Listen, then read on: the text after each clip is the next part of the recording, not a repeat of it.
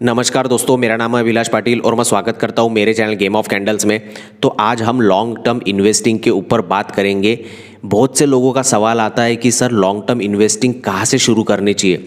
हम अभी अभी मार्केट में नए हैं तो हमारे लिए म्यूचुअल फंड सही रहेगा कि हमने डायरेक्ट स्टॉक खरीद के भूल जाना चाहिए लॉन्ग टर्म के लिए। कहाँ से शुरू करना चाहिए, ये होता क्या है म्यूचुअल फंड, यानी लेना चाहिए तो कौन सा लेना चाहिए, क्या होता है, सारे के सारे डाउट आपके क्लियर करूँगा। बट वीडियो का आखिर तक ज़रूर देखना। अगर आप नए हो या आपको एक्सपीरियंस हो, कुछ भी हो, फिर भी ये वीडियो आपके काम में आ सकता है, क्योंकि इसमें फंडामेंटल एनालिसिस यूज़ करना चाहिए या फिर उसके भी अगर हम यानी फंडामेंटल एनालिसिस हमें कुछ सिलेक्ट करना है स्टॉक, तो हम कैसे सिलेक्ट कर सकते हैं, ऐसे सिंपल चीज़ें और सिंपल लॉजिक के साथ आपको बताऊंगा। तो वीडियो का आखिर तक ज़रूर देखना और अगर पहली बार मेरा चैनल देख रहे होगे तो प्लीज़ सब्सक्राइब कर देना। तो वीडियो को शुरू करते। तो सबसे पहली बात कि अगर आप मार्केट में आए हो, अभी नए हो, तो आपको लॉन्ग टर्म इन्वेस्टिंग शुरू करनी ही चाहिए। बट शुरू करने से पहले एक बात समझ लेना, लॉन्ग टर्म यानी लॉन्ग टर्म आपको 5-10 साल या फिर 20 साल, 15 साल, 30 साल ऐसा ही व्यू रख के एटलीस्ट 10-15 साल का 15 साल का व्यू तो होना ही चाहिए। तभी जाके आपको जो है उसमें रिटर्न या फिर सच में आपका पैसा जो है वो वेल्थ यानी पैसा जो है वो ग्रो होते हुए दिखेगा। ठीक है, तो लॉन्ग टर्म के लिए इन्वेस्ट करना यानी लॉन्ग टर्म ही। बीच में अगर आप निकाल देते तो वो लॉन्ग टर्म का मीनिंग लॉन्ग टर्म नहीं रह जाएगा। तो दो ऑप्शन होते हैं आपके पास, एक तो म्यूचुअल फंड के द्वारा आप लॉन्ग टर्म इन्वेस्टिंग कर सकते हो एसआईपी करके, या फिर आप स्टॉक्स खरीद सकते हो डायरेक्टली कुछ, और हर महीने स्टॉक्स में भी एसआईपी कर सकते हो डायरेक्टली, वो भी लॉन्ग टर्म के लिए। बट उसमें भी तो अलग अलग प्रकार है म्यूचुअल फंड में कि कौन सा म्यूचुअल फंड सिलेक्ट करें।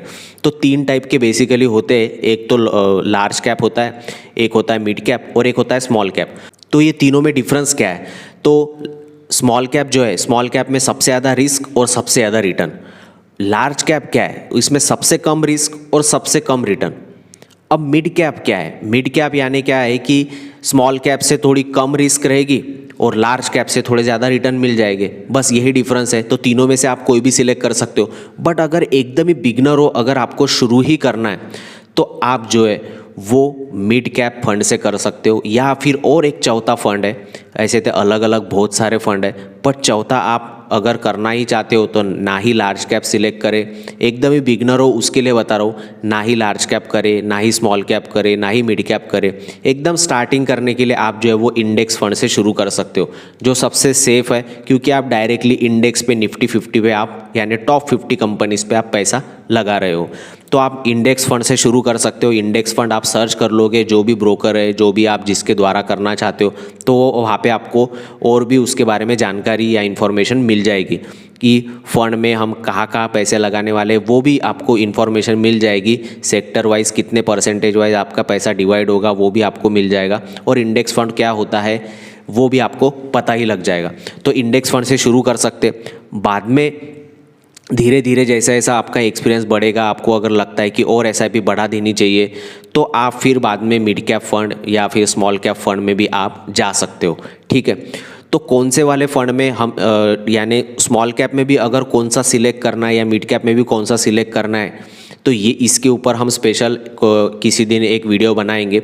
बट अभी हम बात कर लेते हैं, अगर आपको डायरेक्टली अगर स्टॉक में इन्वेस्ट करना है, यानी आप स्टॉक्स कौन से सिलेक्ट करें, क्योंकि लोग म्यूचुअल फंड से ज़्यादा जो है वो स्टॉक में इंटरेस्ट दिखाते कि सर हमें स्टॉक बताइए कि हमें लॉन्ग टर्म के लिए ऐसे कौन से स्टॉक है जो मैं 5-10 साल निकालूंगा ही नहीं, ऐसा कुछ बताइए, मेरे पास इतने पैसे है, मुझे हर महीने इतने मैं डाल सकता हूँ, स्टॉक्स बताइए। तो स्टॉक्स में सिर्फ एक ही चीज़ है कि अगर आप स्टॉक बाय करोगे तो बस ज़्यादा दिमाग नहीं लगाना है, और जो भी रोज डेली कुछ भी ऊपर नीचे होता रहेगा उसको अवॉइड करना है। क्योंकि खरीदने से पहले ही सोच लेना कि मैं इसको 5 साल सिर्फ कुछ भी हो जाए होल्ड करूँगा, क्योंकि कंपनी अगर अच्छी होगी तो वो लॉन्ग टर्म में आपको यानी रिटर्न देगी ही देगी। तो स्टॉक कैसे सिलेक्ट करें, सबसे मेन प्रॉब्लम है, क्योंकि वहाँ पे भी इमोशंस आ जाते हैं। अगर इमोशंस बीच में नहीं लाना है, आपको ज़्यादा टेंशन नहीं लेना है, दिमाग नहीं लगाना है, तो म्यूचुअल फंड आपके लिए सही है। बट अगर आप लगाना चाहते हो स्टॉक में भी पैसे, तो शुरुआत अगर करनी चाहिए तो मैं तो बोलूँगा जो चीज़ें आप डेली लाइफ में यूज़ करते हो वहाँ से ही शुरू कीजिए। क्योंकि जितने भी सेक्टर है, हर चीज़ के सेक्टर की चीज़ हम हमारे घर में यूज़ कर रहे हैं, या फिर आप जो यूज़ करते हो वही स्टॉक को भी अगर आप देखोगे उसके रिटर्न्स देखोगे तो ये कोविड की बात नहीं कर रहा हूँ, कोविड के बाद के रिटर्न्स की बात नहीं कर रहा हूँ, 2020 के पहले भी देख लेना उनके चार्ट अगर खोल के मंथली टाइम फ्रेम लगा के, तो मैंने लगाए हैं और देखे तो हर 4 साल में ये जितने भी मेन टॉप कंपनीज़ है ये हर 4 साल में डबल हुई है, हर 4 साल में डबल हुई है। तो जो प्रोडक्ट आप यूज़ करते हो सिंपल नो लॉजिक लगाते हुए भी अगर आप खरीदते हो, जैसे मैंने एग्जांपल दे दिया कि कोलगेट हो गया, हिंदुस्तान यूनिलीवर हो गया, या फिर एक आधी बैंक पकड़ लो, गाड़ी का टॉप जो स्टॉक होगा वो पकड़ लो, सीमेंट सेक्टर का एक आधा टॉप कंपनी पकड़ लो, इनके स्टॉक आपको हर 4 साल में डबल होते हुए ही दिखेंगे। आप चार्ट रीड कर लेना, ठीक है। तो इससे आप शुरुआत कर सकते हो स्टार्टिंग में लॉन्ग टर्म अगर इन्वेस्ट करना ही है तो सिर्फ इतना याद रखना कि कंपनी अच्छी होनी चाहिए, यानी जानी मानी कंपनी होनी चाहिए। मैक्सिमम आपको लार्ज कैप या मिड कैप कंपनीज ही होनी चाहिए, जिसका प्राइस यानी 1500 के ऊपर है, वही कंपनी आपके लिस्ट में होनी चाहिए। एकदम ही पेनी स्टॉक मत खरीद लेना, जिसका प्राइस बहुत अच्छा है वही स्टॉक खरीदना।